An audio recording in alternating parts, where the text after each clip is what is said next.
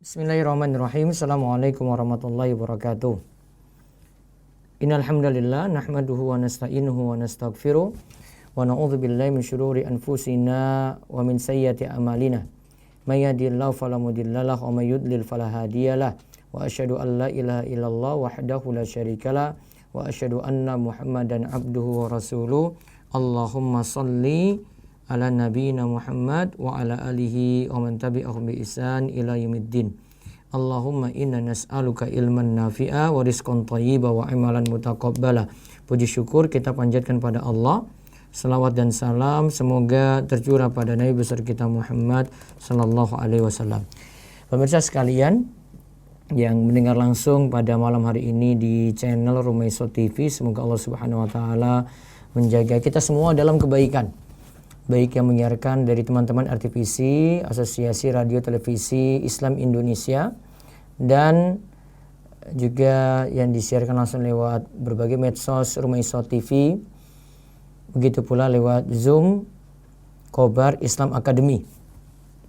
Malam ini kita bahas pertama hadis Arba'in nomor 35. Yang kedua yang kita masuk lagi pada acara, saya akan berikan kuis. Insyaallah yang buku ini akan kami bagikan lagi fikih bulan Syawal. Kemarin sudah sekitar 15, mudah-mudahan malam ini dapat 5 atau 10 lagi untuk dikirimkan langsung ke alamat Anda. Maka simak baik-baik, terutama adik-adik remaja. Ini kajian kalian, bikin resume seperti biasa untuk hadis yang nanti akan dibahas. Ya. Dan nantinya yang kita bahas hadis Arba'in ke-35. Jadi ini sudah berturut-turut ya kita bahas ya, dari pertama sampai 35 ini. Video-video lama bisa lihat di playlist Rumaiso TV, dicantumkan di situ. Baik. Kita akan lihat pembahasan hadis ke-35 ini, saya bacakan, disimak baik-baik. Ini hadisnya saya buat ringkas, ya, artinya yang penting-penting saja.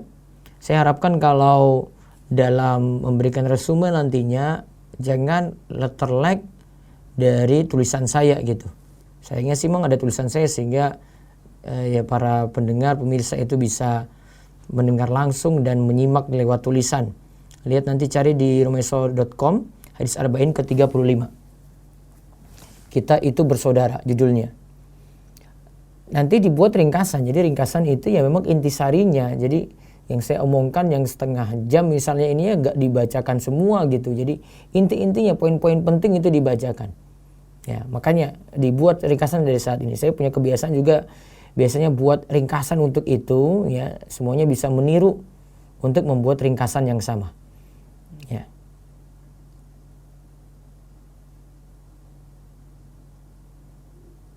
Baik. Kita sekarang ini lihat hadis tersebut, saya bacakan hadisnya. Dari Abu Hurairah radhiyallahu anhu, qala Rasulullah sallallahu alaihi wasallam. Dari Abu Hurairah radhiyallahu anhu, ia berkata bahwasanya Rasulullah sallallahu alaihi wasallam itu bersabda, "La tahasadu wa la tanajashu wa la tabaghadu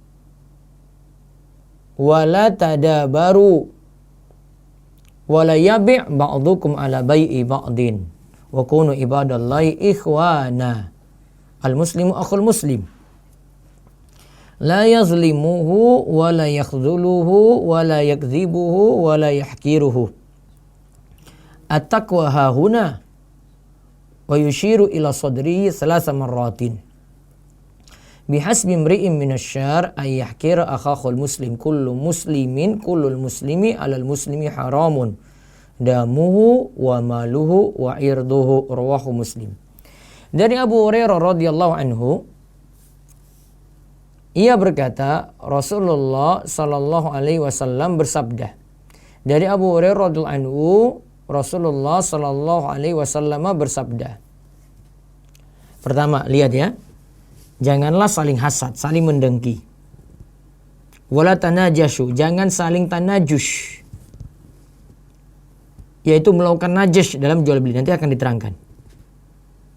Kayaknya nanti kuisnya ini tidak hanya saya tanya tentang resume ya, namun ada istilah-istilah saya akan tanya. Seperti najis ini, najis itu apa?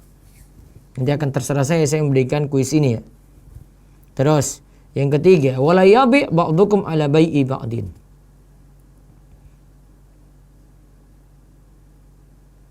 Janganlah menjual di atas jualan saudaramu.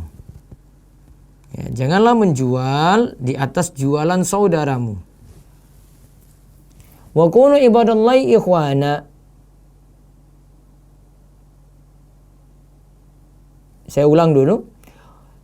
Wala tanajashu wala tabaghadu. Nah, tadi ada yang terlewat. Wala tabaghadu, jangan saling membenci. Wala tadabaru, jangan saling membelakangi, mendiamkan. Wala yabi ba'dukum ala bai'i ba'din, dan janganlah menjual di atas jualan saudaranya. Lihat ya. Jangan saling hasad, dengki. Jangan saling najas. Yang ketiga, jangan saling benci. Yang keempat, jangan saling mendiamkan. Yang kelima, jangan menjual di atas jualan saudara. Saya ulang ya, jangan saling hasad. Jangan saling najis. Jangan saling benci. Jangan saling mendiamkan. Jangan menjual di atas jualan saudara. Lalu Nabi sallallahu alaihi wasallam katakan, "Wa kunu ibadallahi ikhwana." Jadilah hamba Allah yang bersaudara. Ingat, al-muslim akhul muslim. Muslim itu saudara untuk muslim yang lain. Terus Nabi sallallahu alaihi wasallam sebutkan lagi. Tadi sudah sebutkan 5, tambah lagi. La yazlimuhu. Jangan saling menzalimi. 6. Wala yakhdhuluhu, jangan saling menelantarkan. Saya ulang, la yazlimu, jangan berbuat zalim. La yakhdhuluhu, jangan menelantarkan. Sudah 7 ya. Yang ke-8, wala yakdzibuhu, jangan berdusta. Wala yahkiruhu, dan jangan menghina yang lain. Nah, terjemahan di web nanti saya akan perbaiki, ada yang kurang. Jangan berdusta. Saya ulang. Yang ke-6, jangan zalim. Wala yakhdhuluhu, jangan menelantarkan. Wala yakdzibu, jangan berdusta. Wala yahkiru, jangan menghina yang lainnya. 9. Kemudian Nabi sallallahu alaihi wasallam sebut at-taqwa hahuna. Takwa itu di sini beliau tunjuk ke dadanya 3 kali. At-taqwa hahuna, at-taqwa hahuna, at-taqwa hahuna. Bihasmi mri'in minasyar, cukup seorang itu dikatakan jelek. Ayakira akhul muslim, di mana dia itu merendahkan muslim yang lain. Kulul muslimi alal muslimi haramun. Setiap muslim dengan muslim yang lainnya itu haram. Haram apanya? Damuhu wa maluhu wa irduhu. Haram untuk mengambil darah seseorang, haram dari sisi hartanya, nggak boleh diambil, haram dari sisi kehormatannya. Darah, harta, kehormatan. Ya, darah, harta, kehormatan. Nah, sekarang kita lihat. Tadi sekitar 9 ya, sudah sebutkan 9 ya. Hasad, tidak boleh hasad. Najis, tidak boleh najis. Tidak boleh saling membenci, tidak boleh saling mendiamkan. Tidak menjual di atas jualan saudara. Terus yang ke-6, tidak zalim. Yang ke-7, tidak menelantarkan. Yang ke-8, tidak berdusta. Yang ke-9, tidak merendahkan. Lalu ditutup, closingnya adalah setiap muslim dengan muslim yang lainnya itu haram untuk menginjak hartanya, darahnya, mengambil darahnya, haram untuk mengambil hartanya, haram menginjak-injak kehormatannya.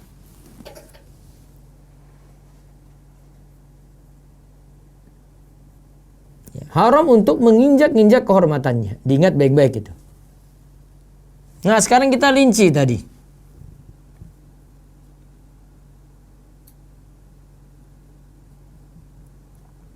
Sekarang kita rinci, hasad itu apa? Hasad itu adalah al-bugdu wal karaha lima yarahu min husni halil mahsud. Hasad itu benci dan tidak suka. Benci dan tidak suka pada kebaikan yang ada pada orang lain.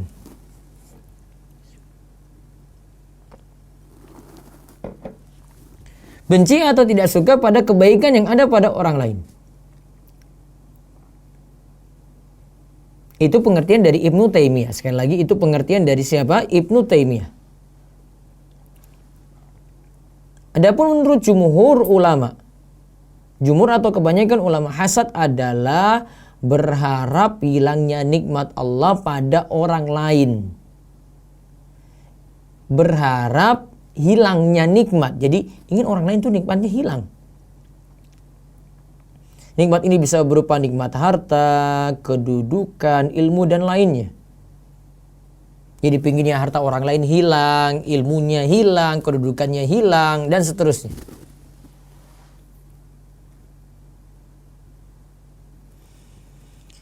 Terus tadi disebut lagi tidak boleh lakukan najis. Apa itu najis? Yaitu sengaja membuat harga barang naik padahal ia tidak bermaksud membeli. Ini terjadi pada lelang. Lelang itu boleh. Namun ada yang punya barang ini bisa jadi yang punya barang yang ingin dijual ini secara lelang bersekongkol dengan orang lain supaya harga barang ini jadi naik, jadi dia nawar lagi. Padahal dia tidak punya niatan yang nawar ini untuk membeli. Akhirnya ada orang yang punya keinginan pada barang tersebut, dia membeli dengan harga tinggi, rugi dia di situ. Ruginya apa dia? Karena ada yang sengaja naikkan barang padahal dia tidak maksud untuk membeli barang tersebut. Ini najis. Ini berbuat merugikan yang lain. Merugikan pembeli yang lain. Bisa jadi dia kerjasama, bisa jadi tidak ya. Bisa jadi kerjasama dengan penjual, bisa jadi tidak. Itu najis. Ingat itu ya, ada istilah hasad, ada istilah apa lagi? Najis. Nah, adik-adik di rumah yang terutama remaja, ingat ini baik-baik. Hasad itu adik-adik bisa lakukan juga pada teman juga. Lihat dia sedikit dapat nilai bagus.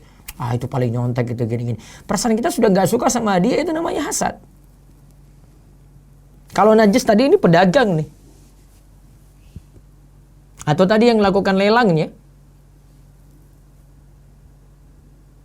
Atau kalau kalimat di sini pengertiannya, pokoknya ada yang beli terus dia tawar lagi, padahal tidak masuk beli, akhirnya orang beli dengan harga lebih tinggi. Itu najis. Terus wala tabaghadu, jangan saling benci.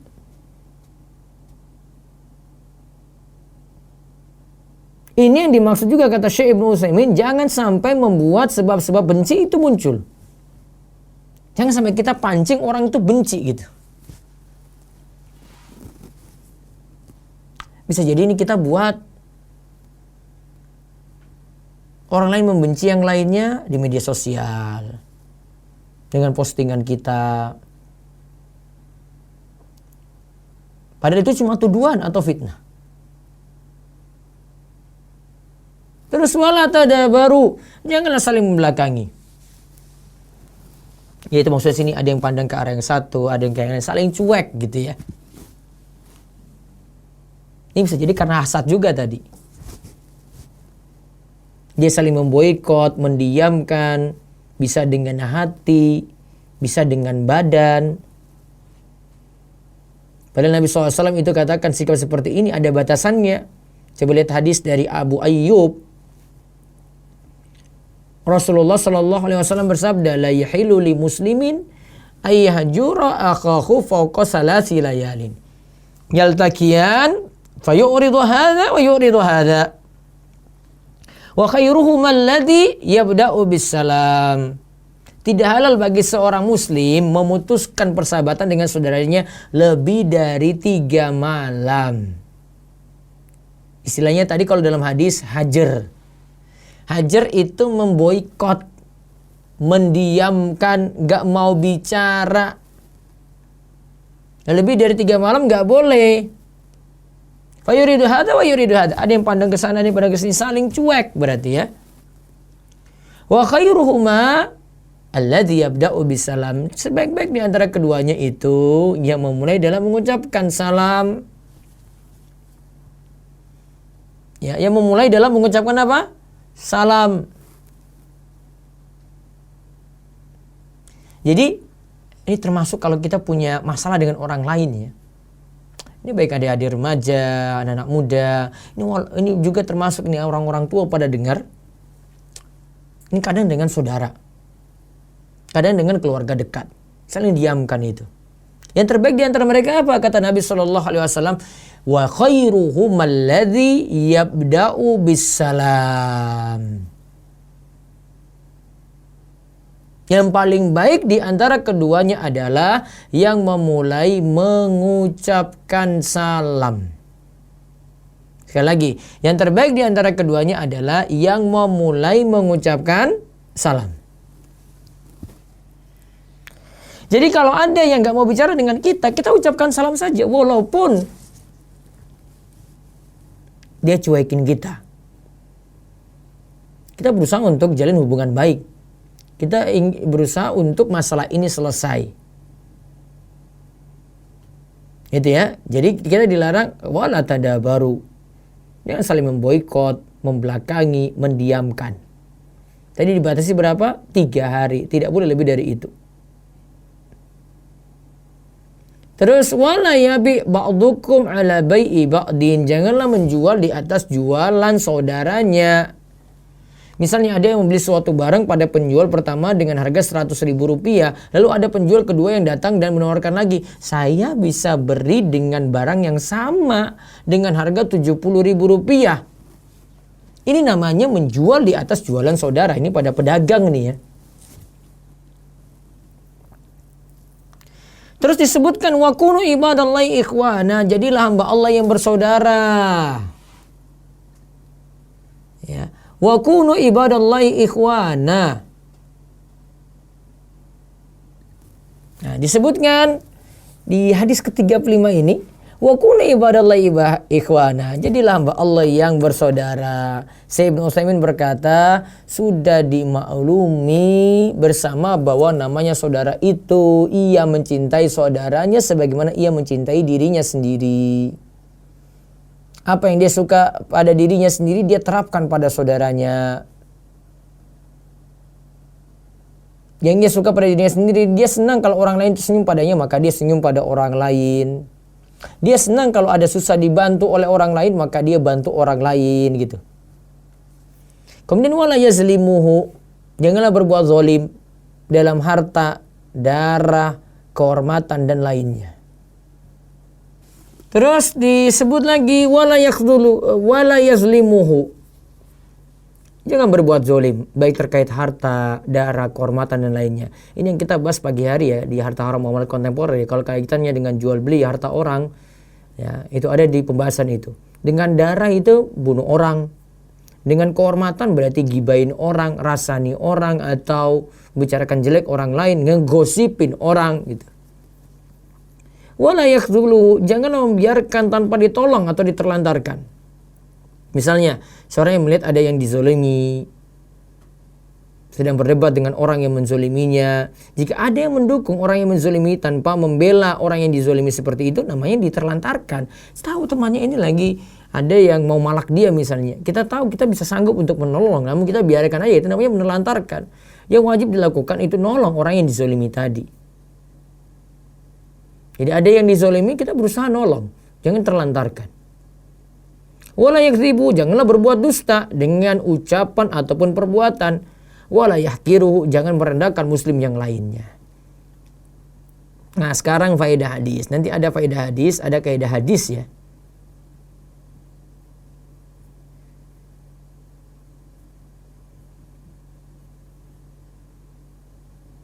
Kalau faedah hadis, hadis ini yang 9 poin tadi yang kita sebut. Itu menunjukkan kita diperintahkan untuk menjalin ukhuwah. atau kita diperintahkan untuk menjalin persaudaraan. Ya, kita diperintahkan untuk menjalin persaudaraan. Terus yang kedua, Islam melarang hasad. Walaupun hanya dari satu pihak saja ya. Islam juga melarang najis, menaikkan harga barang lalu memudaratkan penjual atau memberikan manfaat pada pembeli. Dia membuat harga barang itu jadi naik padahal dia tidak punya keinginan untuk membeli barang tersebut.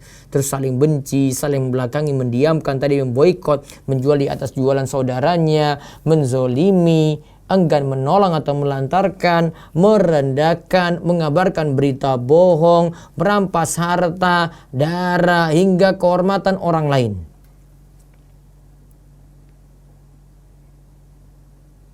Kemudian hadis ini juga menunjukkan kaum muslimin untuk saling mencintai. Ini yang ketiga.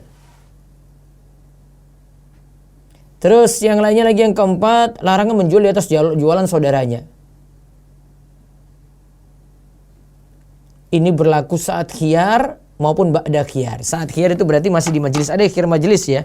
Kita bahas di kajian harta haram muamalat kontemporer itu ada di majelis nih. Ini belum berpisah.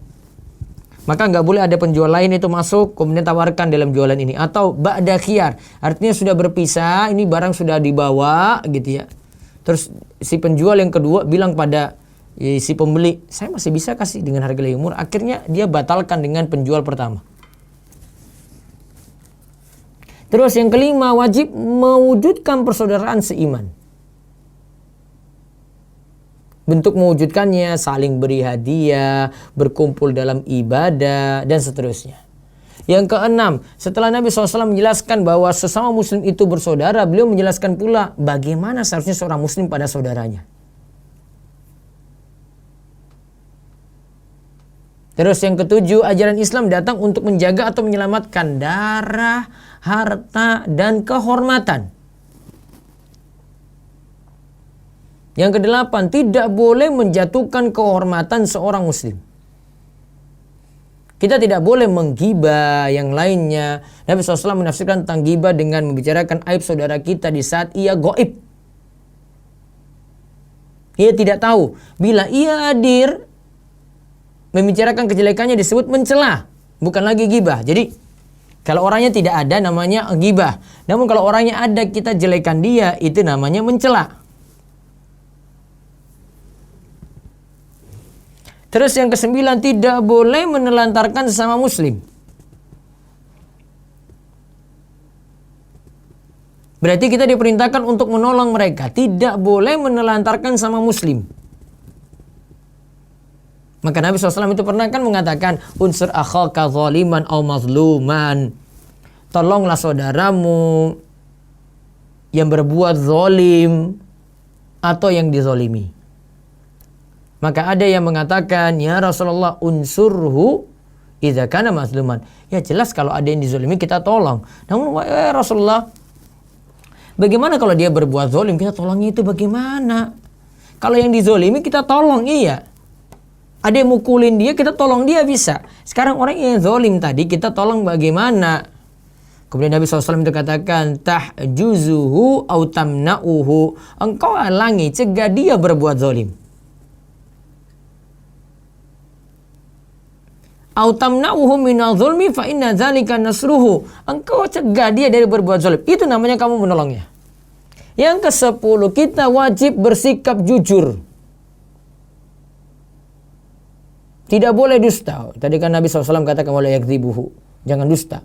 Berdusta itu haram walaupun pada orang kafir. Ke-11, tidak boleh merendahkan muslim yang lain walau dia itu fakir dan miskin. Kita harus memuliakan. Kemudian ke-12, takwa letaknya di hati. Kemudian 13, memberi contoh dengan mempraktekkan lebih mengena dari sekadar perkataan saat bicara. Karena Nabi SAW tadi kan tunjukkan ya, at-taqwa huna, tunjuk ke dada. Ini namanya menunjukkan dengan langsung praktekkan gitu. Seperti seperti misalnya kalau para sahabat itu contohkan wudhu Nabi SAW, mereka contohkan langsung. Seperti Utsman bin Affan dikatakan oleh Humron. ya, bekas budaknya, diceritakan tentang wudhu Nabi SAW dipraktekkan oleh Utsman. Utsman praktekkan, nggak ngomong saja, itu lebih mengena. Terus yang ke-15, bagusnya 14 dulu ya. 14, hadis ini adalah sanggahan untuk orang yang mengerjakan maksiat dengan anggota badannya. Lalu dia katakan yang penting ketakwaan kita di sini. Jawabnya, jika hati bertakwa, anggota badan juga turut bertakwa. Karena Nabi SAW kan dikatakan juga dalam hadis yang lainnya, ingat dalam jasad itu ada segumpal daging. Jika ia baik, seluruh jasad akan ikut baik. Jika ia rusak, maka seluruh jasad akan ikut rusak. Ingatlah, segumpal daging itu adalah hati atau jantung. Terus yang ke-15, bagusnya pengajaran dari Nabi kita Muhammad Sallallahu Alaihi Wasallam. Beliau praktekkan dengan ucapan dan praktek. Adapun kaidah dari hadis ini menunjukkan al-ukhuwah mabniyatun ala mutatallibat la alal id'aat. Persaudaraan itu dibangun di atas apa yang orang lain itu suka, bukan atas tuntutan hak. Jangan kita tuntut hak pada orang terus. Kita berusaha pokoknya buat baik pada orang. Kemudian kaidah yang lainnya lagi, al-aslu fi damil muslimi wa irdihi wa malihi al-hurma. Hukum asal darah muslim, hartanya dan kehormatannya adalah terjaga, dilarang dirampas. Kemudian ada kaidah lagi tentang hati. Ittiqa'ul qalbi yathmur ittiqa'al jawari. Hati yang terjaga baik berbuah pada anggota badan yang terjaga. Jadi awalnya dari hati ya, maka lahirnya akan ikut baik. Lalu ada pembahasan tambahan sebenarnya dalam penjelasan Ibnu Rajab Al-Hambali tentang sifat manusia saat hasad itu ada 4. Yang pertama, ada yang berusaha menghilangkan nikmat pada orang yang ia hasad. Yang kedua itu ada yang hasad pada orang lain namun ia tidak jalankan konsekuensi dari hasad tersebut, di mana ia tidak bersikap melampaui batas dengan ucapan dan perbuatannya. Ini tidak berdosa karena dia tidak tampakkan di situ, tidak lakukan konsekuensi. Ada yang ketiga, ada yang hasad dan tidak menginginkan nikmat orang lain itu hilang. Bahkan pingin seperti itu karena ini kebaikan, ini namanya ghibthah. Yang keempat, ini sangat bagus sekali. Jika dia dapati dirinya hasad, ia berusaha untuk menghapusnya. Jika ia dapati dirinya itu hasad, benci pada orang atas nikmat orang, ia berusaha untuk menghapusnya. Bahkan ia ingin berbuat baik pada orang yang ia hasad. Ia mendoakannya. Ia pun menyebarkan kebaikan-kebaikannya. Ia ganti sifat hasad itu dengan rasa cinta. Ia katakan bahwa saudaranya itu lebih baik dan lebih mulia. Bentuk keempat inilah namanya tingkatan paling tinggi dalam iman.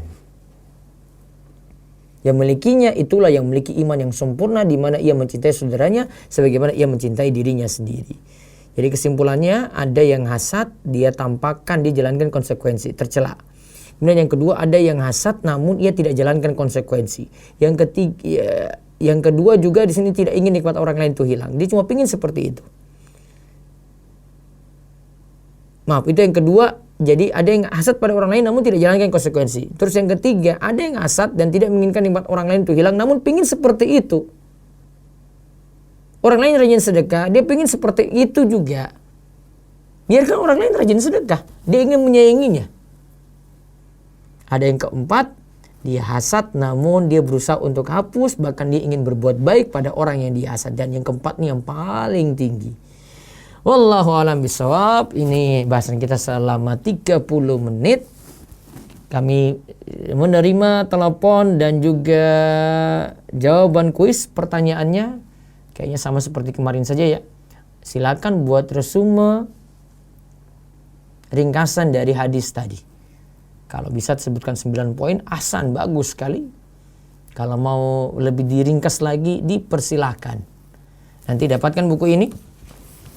Ya, ini di pertemuan ketiga kita kasih buku lagi di 0812 281 851 31. Silakan telepon. Nanti bilang mau jawab kuis, mau bertanya juga bisa sekalian. Ada?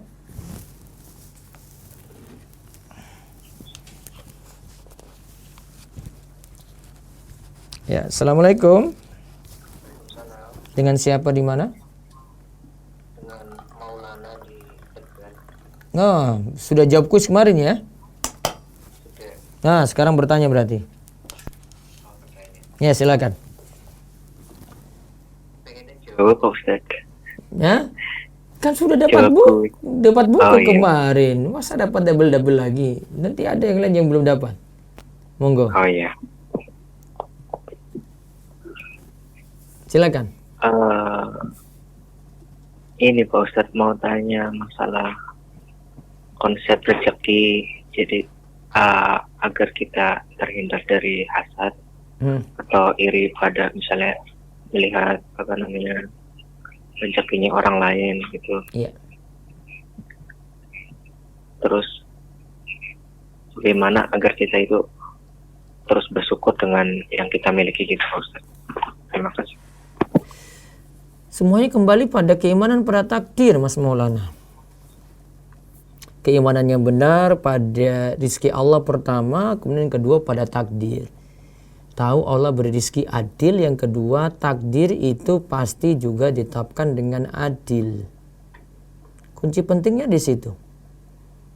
Kalau ini pahami, dia tidak akan cemburu pada rumput tetangga yang hijau.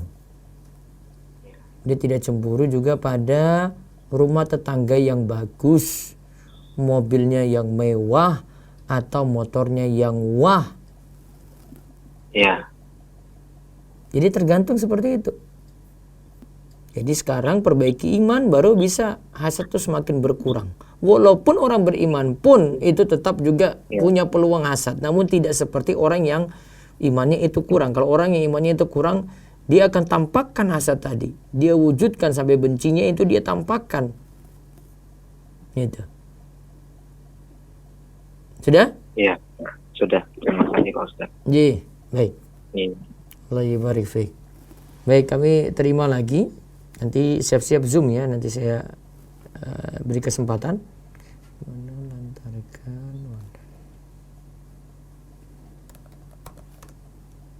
Ya, ada lagi Mas Maulana, silakan. Assalamualaikum. Assalamualaikum. Waalaikumsalam warahmatullahi wabarakatuh. Ya, dengan siapa di mana? Dari Faras di Malang, Ustaz. Faras di Malang. Mau jawab kuis apa ini? Dua-duanya. Ya, monggo. Ada bisa diringkas atau resume dari kajian tadi, silakan. Oke, baik. Untuk kajian hari ini kita membahas tentang sikap kita kepada sesama muslim. Di antaranya adalah kita nggak boleh hasad atau dengki, nggak boleh najis atau artinya najis. Najis ya, menawar harga menjadi lebih tinggi padahal dia nggak ada keinginan buat beli, cuma nawar-nawar aja sehingga memberikan kerugian kepada orang lain yang mau beli, malah tadi awalnya harganya rendah malah jadi tinggi. Selanjutnya tidak boleh membenci, dan membenci di sini nggak cuman secara bahasa aja tapi juga kita berusaha menghindari sebab yang membuat orang membenci kita. Terus nggak boleh cuek-cuekan juga, apalagi lebih dari 3 malam. Dan di sini ada anjuran dari Islam kalau siapapun yang memulai mengucapkan salam duluan, walaupun dikacangin, walaupun nggak direspon, itu jauh lebih baik. Nah, dikacangin ya istilahnya ya. Ya, bahasa anak muda dikacangin. Terus. Selanjutnya, tidak boleh menjual di atas jualan saudara. Misalnya, aku bisa beli barang ini dengan 100.000 loh, padahal posisi barang itu sudah terjual buat orang lain. Selanjutnya tidak boleh menzolimi, ini dalam bentuk darah, harta, dan kehormatan, karena juga dalam Islam sejatinya darah, harta, dan kehormatan sesama muslim itu dijaga dan dilindungi, bukan diambil atau dirampas. Selanjutnya tidak boleh menelantarkan, atau bahasa lainnya itu kita nggak boleh membiarkan sesama itu dalam keadaan sulit atau dalam terinjak-injak, apalagi kita cuma ngelihat aja nggak ada respon apa-apa, itu juga nggak boleh. Selanjutnya sikap yang baik kepada sesama, nggak boleh membohongi atau berdusta. Dan tidak boleh menghina. Menghina ini baik di depan orangnya atau di belakangnya. Kalau di depan orangnya ya kita bisa bilang mencela, atau kalau di belakangnya kita bisa bilang gibah. Cukup? Boleh tambah lagi, Ustaz, masih ada sebenarnya. Masih masuk ke kaidah hadis juga. Bahwa hadis ini mengajarkan kalau persaudaraan itu dilakukan dengan cara gimana sih gimana ya bahasanya? Kita melakukan kebaikan sebagaimana kita ingin diperlakukan. Jadi bukan semata-mata kita cuma nuntut hak sama orang, tapi Iya. kita juga memperlakukan orang itu sebagaimana kita pengen orang itu memperlakukan kita. Iya. Lalu selanjutnya kondisi hati mempengaruhi badan. Kalau hatinya baik ya badan kita juga akan baik, jiwa kita akan baik, begitu juga dengan sebaliknya. Baik. Terus juga tadi Ustaz sempat singgung tentang tingkatan hasad. Yang pertama empat sifat hasad nanti. Ya, Oh, iya. keadaan manusia saat hasad. Ya. Yang Ya, pertama. yang pertama, ketika kita itu pengen kenikmatan pada orang lain itu hilang. Yang Iya. kedua, kita tahu itu salah tapi kita kayak ya udah diem aja gitu. Jadi itu sifatnya dosa yang nggak terlihat. Iya. Selanjutnya, ini yang mengarah kepada kebaikan, yaitu kita iri dengan kebaikan orang lain, tapi kita nggak ingin kebaikan itu hilang dari orang itu. Kita justru malah ingin melakukan hal yang sama. Iya. Ghibtah ya bahasanya tadi Ustaz. Ghibtah, iya. Betul. Terus yang paling terakhir, ini tingkatan yang paling tinggi, kita ketika mulai merasa ada iri, ada hasad, itu berusaha menghilangkannya dengan cara mendoakannya misalnya.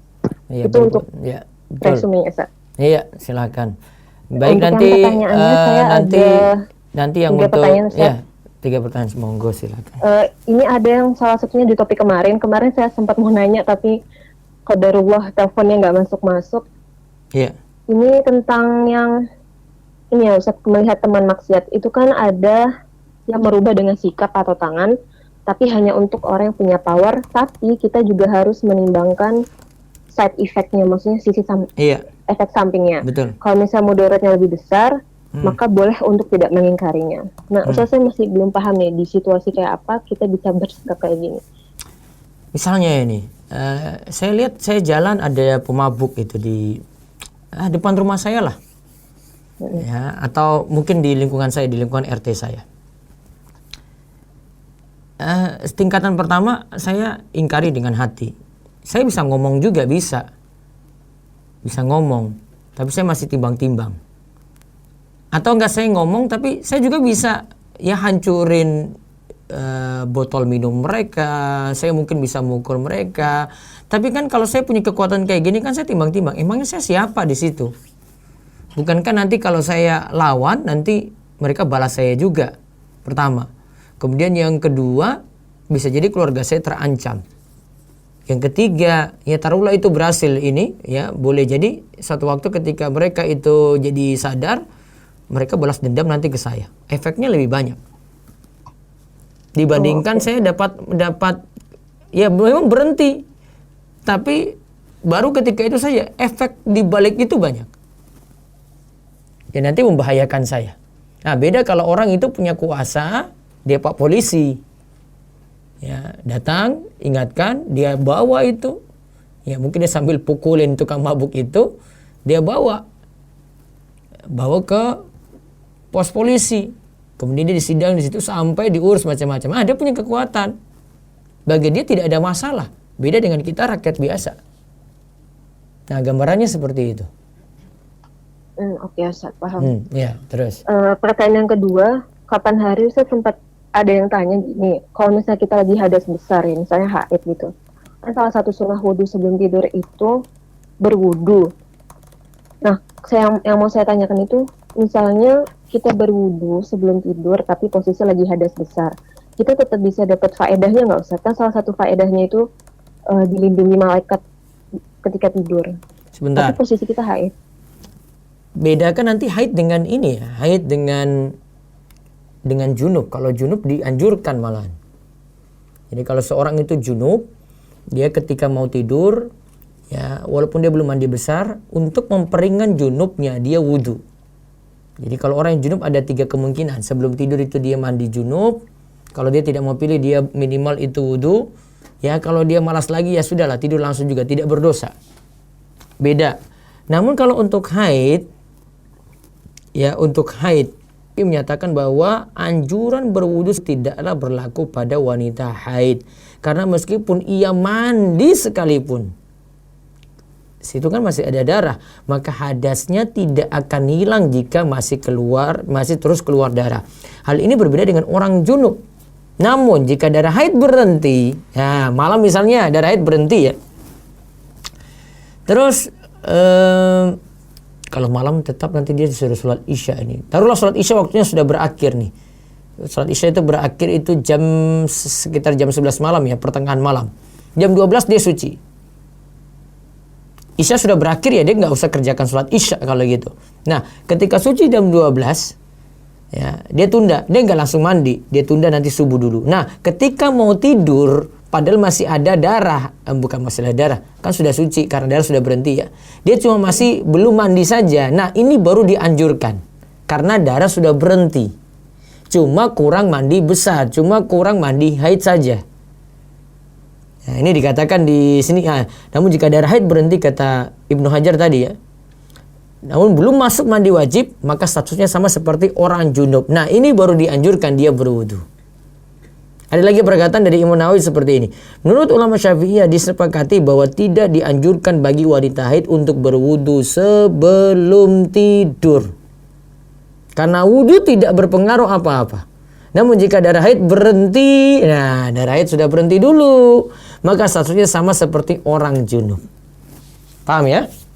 Oh gitu. Iya, karena masalahnya darahnya itu, bukan masalahnya mau wudunya. Oh. Kalau junub itu beda. Junub itu mandi langsung hilang gitu. Kalau wanita haid dia mandi berbulak-balik, darah belum berhenti, tetap tidak akan jadi suci. Hadas nggak terangkat. Ya, paham itu bedanya ya? Ya paham Ustaz. Berarti kita juga nggak dapat pahala mengamalkan wudu gitu Ustaz? Iya, karena nggak dianjurkan itu. Ya tadi makanya saya katakan tadi, ya percuma kalau saya sebut di sini. Dan ini juga saya nukil dari Syekh Muhammad Shalih Al-Munajjid, ya sampaikan seperti itu. Ini saya cuma meringkas saja dari pembahasan beliau. Oh iya Ustaz, ya paham. Iya. Terakhir Ustaz, untuk referensi bacaan hadis arba'in ini, Ustadz ada rekomendasi nggak, misalnya kitab apa yang harus saya beli atau download aplikasi yang apa? Saya belum pernah punya kitab hadis sama sekali. Kalau ini saya sudah susun sih, kalau ada di rumeso.com itu sudah sampai hadis ke-37. Sebentar lagi saya rampungkan, ada 5 hadis lagi. Sebenarnya sudah tulisannya sudah lengkap, tapi saya butuh penyempurnaan saja karena ada yang tulisan cuma berupa draft.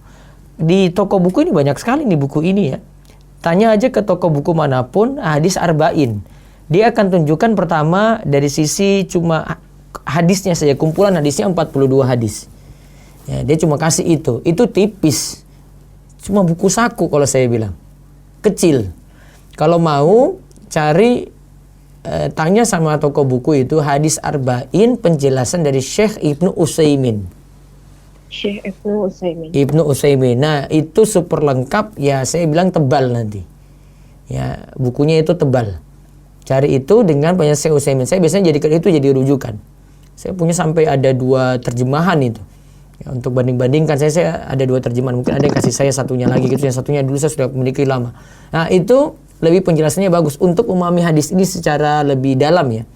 Walaupun ulama yang mensyarah hadis ini atau menjelaskan hadis ini banyak sekali. Karena memang sifat buku beliau itu ringkas, itu cuma kumpulan hadis. Ulama dalam berbagai mazhab itu, mau mazhab, kalau Ibnu Utsaimin itu Hambali beliau, mau ulama mazhab Syafi'i, Hambali, semua berdedikasi untuk menyebarkan buku ini dengan menjelaskan ya hadis satu persatu. Itu banyak sekali. Namun yang saya sarankan sih yang ini, karena penjelasan beliau lebih enak, bahasanya bagus, penjelasannya detail, dan juga banyak, dan saya ringkas juga dari buku itu. Itu ya. Syekh Ibnu Utsaimin ya. Syekh Ibnu Utsaimin. Tanya di toko buku online saja. Kalau ada toko buku yang biasa jual buku-buku macam-macam itu, buku Islam, dia pasti ada buku tersebut. Namun penerbitnya banyak ya, terserah milih penerbit yang mana. Nah, Ustaz. Paham Cukup? itu. Iya, cukup? Cukup Ustaz, cukup. Jazakallah khairan. Waalaikumsalam. Baik, yang tadi telepon ya, nanti silakan kirimkan alamat ke nomor ini untuk dapatkan buku ini segera. Baik, selanjutnya saya terima lewat Zoom dulu. Silakan, ada dari Zoom, barangkali mau jawab kuis atau mau bertanya, monggo. Banyak Ustaz, silakan. Iya. Nurhandayani Fitri. Iya. Assalamualaikum Ustaz. Waalaikumsalam warahmatullahi wabarakatuh. Silakan. Gini Ustadz, saya mau tanya. Tadi kan katanya baik hartanya, kehormatannya Muslim itu kan tidak boleh dicederai ya Ustadz ya, Iya. nggak boleh disukai. Nah, terus Ustadz gimana ya dengan kebiasaan tahzir gitu ya Ustadz ya?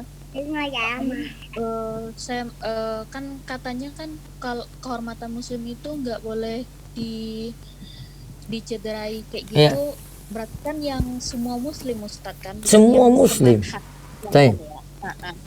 Bukan, artinya kan bukan yang semanhat saja begitu Ustadz ya. Ji. Jadi gimana ya Ustadz ya, soalnya saya ngelihat banyak sekali gitu kan Ustadz-ustadz tuh yang mentahzir Ustadz lain gitu. Kalau umpama misalnya nggak sepaham, umpama maulid itu tidak boleh, kan bisa disampaikan bahwasanya maulid itu tidak ada gitu, tanpa harus menunjuk oh Ustadz ini mengatakan maulid ada, tanpa harus menunjuk si A si B gitu ya Ustadz ya, menurut saya. Soalnya kan kalau begitu kan namanya Ustadz itu kan ada pengikutnya, ada yang istilahnya ada yang suka gitu. Jadinya kan orang yang menyukai si Ustadz si A si B gini kan jadinya panas gitu Ustadz ya. Kemudian mencari-cari juga keburukan dari Ustadz yang mentahzir tadi itu, sehingga jadinya jadi perang argumen. Jadinya bukannya ilmunya dapet gitu, yang ada malah merusak ukhuwah Islamnya gitu Ustadz ya. Jadi menurut saya mau tanya sama Ustadz nih, apakah boleh mentahzir apa istilahnya orang lain kayak gitu ya, Ustadz lain yang kita tahu dia itu juga sholat, dia itu juga puasa, otomatis kan dia Muslim, sementara kehormatannya kan harus dijaga begitu. Begitu aja Ustadz. Jazakallah khair. Assalamualaikum. Waalaikumsalam warahmatullahi wabarakatuh. Jadi nanti dibedakan, pertama kita membicarakan jelek orang lain tanpa ada kebutuhan. Yang kedua, kita membicarakan jelek orang lain itu karena ada kebutuhan. Karena ada kebutuhan ini seperti, ini banyak ya. Nanti coba lihat di pembahasan Imam Nawawi dalam Riyadhus Shalihin. Ya. Dalam kitab Riyadhus Shalihin karya Imam Nawawi tadi, di pembahasan ghibah nanti beliau akan sebutkan ghibah-ghibah yang dibolehkan. Sehingga tidak bisa secara mutlak juga kita katakan tidak boleh membicarakan suatu kesalahan ya. Ini perlu tafsil atau perincian. Saya pandang tergantung nanti caranya, sebenarnya caranya, dan tergantung juga cara penyampaian. Kadang ini sama seperti orang yang lakukan kesesatan ya, misalnya ada tukang ramal ya, ada yang sampaikan berita hoax begitu. Ada tujuannya menyebut orang karena supaya orang itu hati-hati ngambil pendapat. Dan ini suatu yang wajar. Dan Imam Nawawi sebutkan ini juga dalam Riyadhus Shalihin, suatu yang wajar di masa silam itu mengkritik mengkritik dari ulama hadis ya. Kritik perawi-perawi yang bermasalah. Ada yang perawi pendusta disebut. Ada perawi yang hafalannya itu jelek itu disebut. Dan ini semua penulis kitab hadis tahu itu, dan ini disebarkan ya, sehingga tidak tepat kalau ini tidak boleh, ini dibolehkan. Maka tergantung ada masalah ataukah tidak untuk menyebut nama ya, ada masalah ataukah tidak untuk menyebut nama. Kalau tidak ada masalah, cukup sampaikan kesalahannya saja, nggak usah sebut nama. Masalahnya ini di media sosial, ini beda lagi ya. Kita mau sembunyikan nama, ada yang bisa nanti menyebutkan, oh ini maksudnya kepada si A gitu. Ya yang penting maksud pertama kita ingin jelaskan kesalahan dulu gitu. Risikonya seperti itu kalau di media sosial. Sama juga kita sampaikan kalau di majelis pengajian seperti ini juga sama. Pasti nanti juga ada yang tahu, oh ini kesalahannya Ustadz A, Ustadz B gitu, tahu. Tapi bagusnya sampaikan global dulu, tidak tunjuk nama. Kecuali kalau sudah keterlaluan parahnya. Saya juga termasuk orang yang sebenarnya tidak suka membicarakan seperti itu. Saya timbang-timbang, kecuali kalau sudah saking parahnya. Contoh misalnya kalau sudah bicara masalah kiamat, kemudian prediksi-prediksi sana sini. Apalagi saya lihat pertanyaan banyak yang masuk gitu ke saya, ke WA pribadi, ke inbox gitu, tanya ini terus. Dengan terpaksa saya harus nyebutkan bahwa ini salah, dan saya harus sebutkan orangnya dikarenakan rawan sekali kalau tidak diberitahu, sehingga orang-orang pun benar-benar hati-hati. Karena disampaikan pun di media sosial dan itu nggak ada penyaringan dari dia, ya. Dan dia sebar dengan sengaja begitu. Kalau ini tidak disampaikan dengan nama orang, akhirnya orang nggak tahu kalau itu salah gitu. Dan orang nanti begitu bebas saja ngambil ilmunya, ya, sehingga kondisi seperti ini dibolehkan. Ya, namun tetap tadi ya, memandang kesalahannya bagaimana. Kalau kesalahannya ya butuh dijelaskan cuma 4 mata saja, baiknya seperti itu. Tapi kalau kesalahannya ini sudah orang-orang tuh pada tahu semuanya dan banyak pertanyaan untuk itu, ya bagusnya pertama kali cukup bahas kesalahannya saja tanpa menyebut nama orang, itu lebih aman. Cuma sekali lagi penerapannya di media sosial, ini masalah rawannya itu bukan karena bicarakan kesalahannya saja. Yang di bawah-bawah ini nggak pada tahu adab-adab itu seperti apa. Ya, meme-meme yang keluar itu seperti apa lagi, kita itu nggak tahu.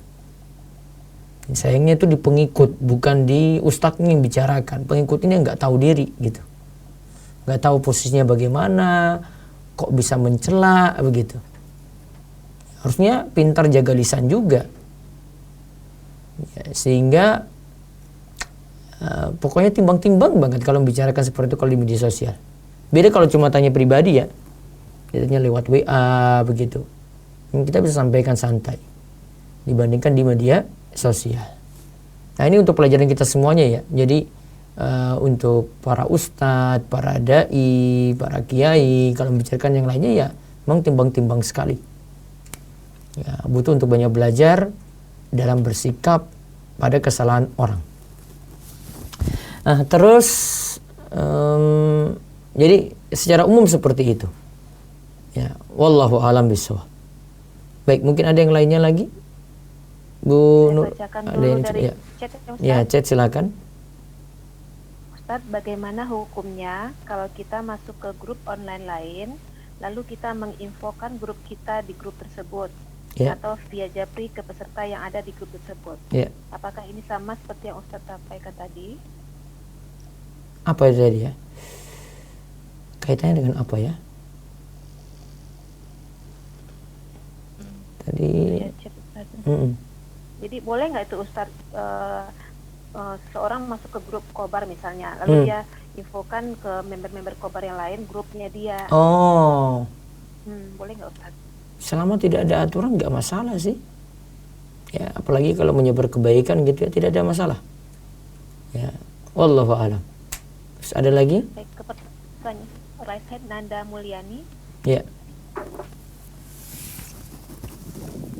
Ya, assalamualaikum Ustadz. Waalaikumsalam warahmatullahi wabarakatuh.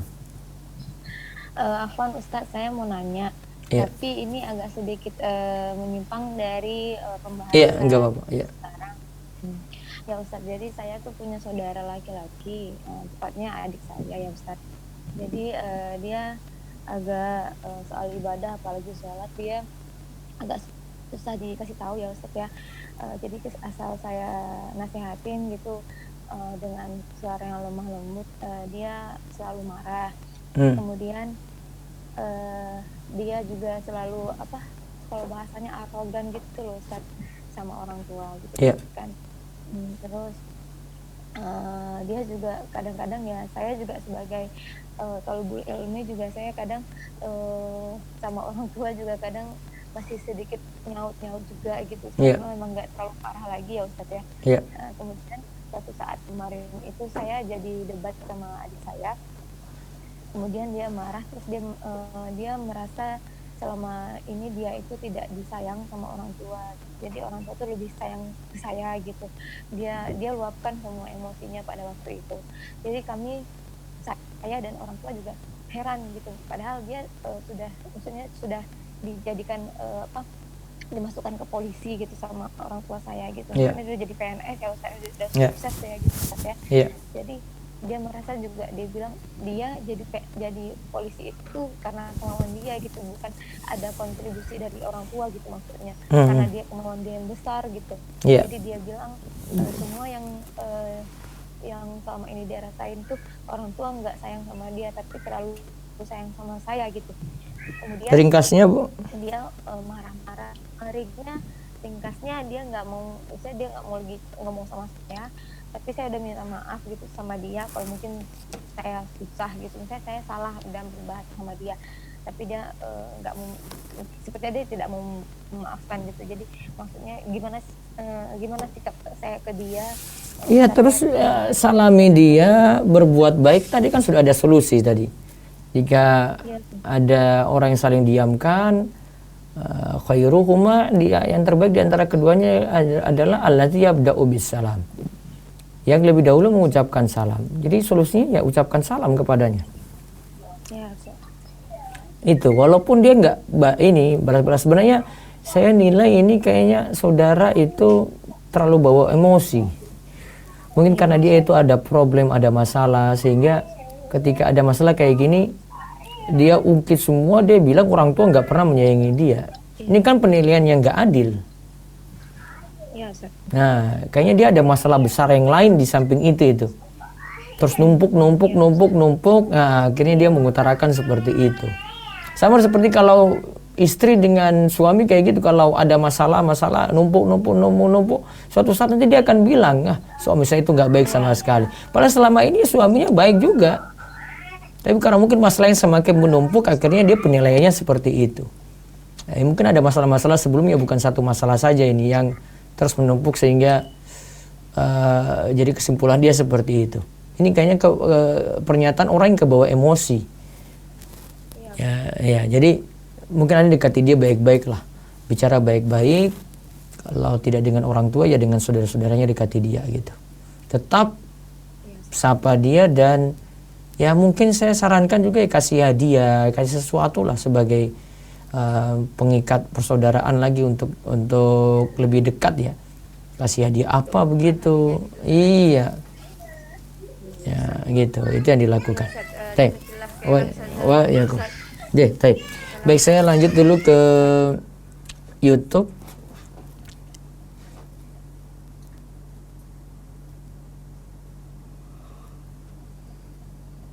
Baik, izin bertanya, apakah kita berdosa jika kita tidak berani nahi mungkar kepada keluarga karena takut dianggap bungsu, masih kecil dan belum berilmu? Ini cuma masalah penyikapan ya, bukan berarti nggak boleh amar ma'ruf nahi mungkar yang seperti kita jelaskan kemarin ya. Jadi sikap kita itu nanti lihat kita lagi bicara dengan siapa, kita ini siapa sih, ini bicara dengan yang lebih senior, orang tua, ya tentu caranya beda dengan kita itu ngomong sama teman, ngomong dengan anak-anak yang lebih muda daripada kita. Ada di remaja juga kalau dengar seperti ini, anak muda dengar kayak gini, nanti penyikapannya beda, tergantung posisi kita mau ngomong ke siapa ini. Kalau ngomong ke orang tua, caranya berbeda, nggak bisa kita menggurui orang tua, itu nggak boleh. Ya. Sikapnya beda sekali. Sehingga harus belajar cara menyikapi suatu masalah dan menasihati orang lain ya. Itu harus butuh belajar terus. Ustaz, Ana mau bertanya, saat duduk di antara dua sujud, Ana tidak sengaja tangan bergerak memegang dagu. Apakah salatnya sah? Sah. Itu gerakan yang minimal makruh. Sedangkan saat itu harus tumaknina, dan tumaknina itu maksudnya bukan berarti nggak boleh gerak ya. Bukan berarti kalau gerak jadi batal, bukan. Tumaknina itu pengertiannya yang paling mudah adalah dia bersikap tenang, tidak cepat-cepat. Berarti rukuknya tumaknina, rukuknya tidak boleh cepat-cepat. Duduk antara dua sujudnya tumaknina, duduk antara dua sujudnya tidak boleh cepat-cepat. Nah, seperti itu yang dilakukan. Nah, itu namanya tumaknina. Khusyuk nanti berbeda lagi. Jadi kalau tadi cuma pegang dagu, ini tidak membatalkan sholat, yang minimal itu gerakannya makruh, dan ini tidak ada kaitannya dengan tumakninah tadi. Makanya para ulama kalau menyebutkan tumakninah itu kadar minimalnya, itu mereka bahas. Kadar minimalnya adalah minimal membaca 1 kali tasbih, yaitu bacaan subhanallah. Nah, itu namanya tumakninah. Apa hukumnya berkurban dengan sapi sanglir? Asalnya sah. Sanglir itu cuma tidak sempurna, namun ini bukan cacat. Cacat yang membuat kurban tidak sah. Cacat yang membuat kurban tidak sah itu seperti mata buta sebelah, kakinya pincang, sangat-sangat kurus, ya tidak ada daging lagi, punya penyakit, yang penyakitnya ini juga membuat dia tambah kurus. Kalau ada seperti itu pada kurban, maka kurbannya tidak sah. Ada telepon langsung? Baik, belum. Bagaimana hukumnya memiliki celana bergambar kartun Doraemon? Apakah tidak boleh dipakai? Baiknya dihindari, lebih aman. Terus, Ustaz, bagaimana hukumnya memiliki Ustaz, apa hukum sholat yang selama ini tidak memenuhi 1 rukun karena tidak tahu apakah wajib diqadha semua? Ada seorang sahabat kan yang kita tahu musik fi sholati, dia jelek sholatnya ya. Sebelum-sebelumnya sholatnya itu ya kita katakan dia tidak memenuhi rukun sebenarnya. Namun Nabi SAW cuma suruh ulangi sholat yang itu saja. Sholat yang sebelum-sebelumnya enggak. Karena yang ini baru dia tahu ilmunya. Maka cuma qadha sholat yang tadi dilakukan saja. Ini yang baru tahu. Namun kalau sebelum-sebelumnya itu tidak perlu untuk diqadha. Mohon pencerahan perihal makmum tidak membaca Al-Fatihah. Makmum itu keadaannya 2 ya. Kalau dia itu dengar imam itu sholatnya jahar, baca Al-Fatihahnya keras, maka bisa milih pendapat bacaan imam, bacaan makmum. Makmum tidak baca lagi. Namun kalau ini sholatnya sir seperti sholat duhur, asar atau rakaat ketiga dan keempat, imam bacanya sir, maka makmum masing-masing membaca surat Al-Fatihah. Baik, demikian ini karena sudah malam. Saya cukupkan, mohon maaf tadi agak telat karena persiapan. Insyaallah besok pagi ada 2 kajian. Yang pertama, kajian ba'da subuh seperti biasa jam 5:15 tentang THR dan gaji ke-13. Masih kita bahas dari harta haram, muamalah kontemporer. Sebenarnya Ustaz Wandi itu bahas gaji plus bonus. Nanti kita lihat apakah THR ini masuk dalam ini ataukah tidak. Terus yang kedua, nanti jam 7:30 paginya, 7:30 pagi, bagi yang mau tahu seluk-beluk bahasa Arab sedikit lah tentang ilmu nahwu, kami bahas kitab Al-Muyassar. Ada 4 bahasan yang kami bahas: fa'il, naibul fa'il, mubtada, dan khobar. Jam 7:30 nanti di channel Rumaiso TV. Ya, mudah-mudahan bisa raih ilmu yang manfaat dan Allah membimbing kita terus untuk beramal soleh. Kita tutup dengan doa kafaratul majlis. Subhanakallahumma bihamdik, asyhadu an la ilaha illa anta, astaghfiruka wa atubu ilaik. Assalamualaikum warahmatullahi wabarakatuh.